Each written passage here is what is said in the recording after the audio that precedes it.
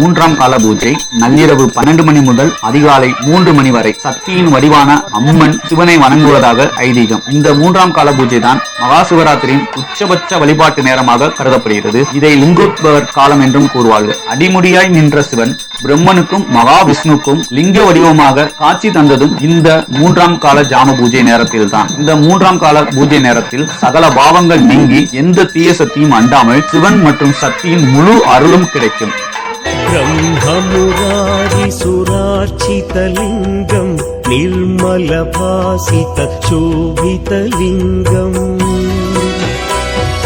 जन्मजदुःखविनाशकलिङ्गं तत्प्रणमामि सदा शिवलिङ्गम्